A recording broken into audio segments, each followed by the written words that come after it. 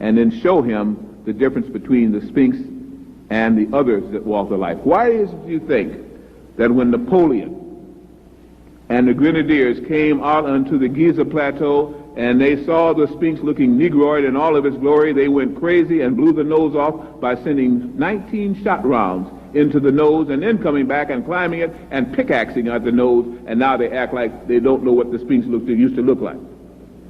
Why they don't, I don't know. They drew pictures of it and they saw what it looked like. It was a negroid looking person looking outward, eastward.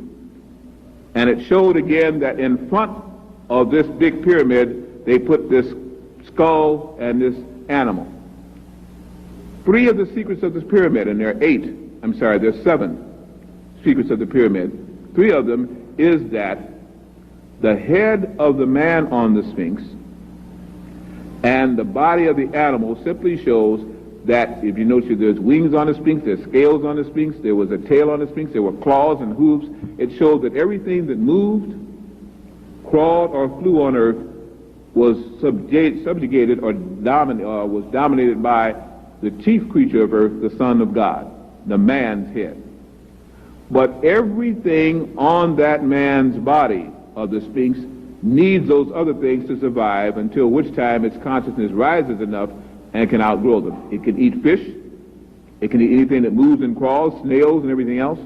It can breathe in air and live very well on that air if you would. I appreciate that very much. And live on that air if you would. It can do more things by adapting under different vibrations. It can consume everything on earth and live on it, even to the herbs and the berries, if it goes up that far. Once this is understood, then you understand again that it was that the animal portion of man was located in what is called the primal urge, the lower chakra, the animal brain, which is located just below the navel and connected to one of the units of the spine. Now, what am I talking about? The animal brain. You've only got one brain. It's got its different lobes. It's 2 hemispheres, and we all have studied it. That's not the only brain you have at all. What they say is wherever you have neurons, you have the capability of thinking and relaying energy.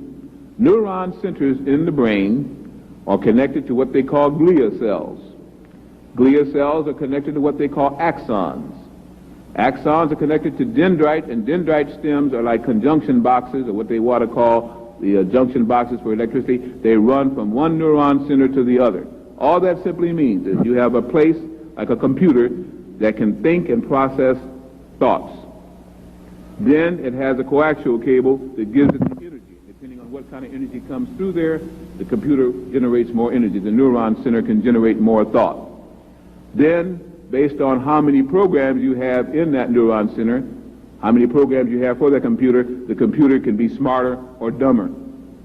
And then once it kicks in, it's joined, just like with a cable, to other computers or other neuron centers. So the whole key is this. The neuron, wherever it is found, is capable of generating or processing thought.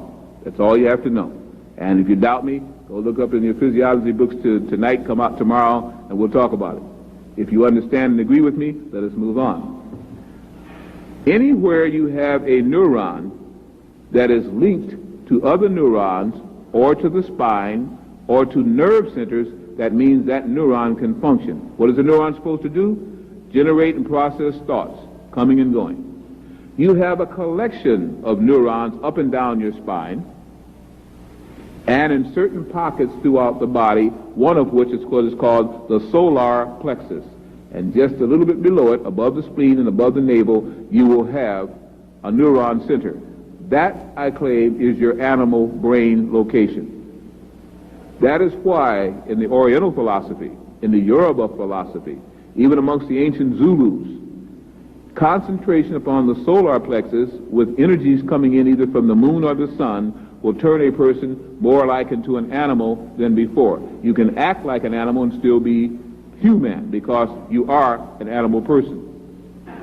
Most of your ideas of survival, hunger, fear, fighting come generated from that selection of neurons at the solar plexus. They do not come from that up here in the skull.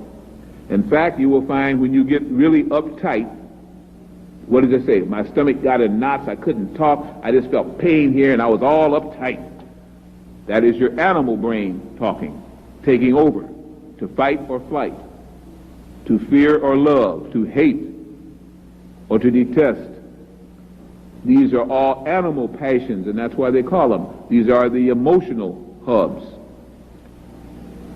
They say that we use less than 1% of our brain. I sometimes even question that amount.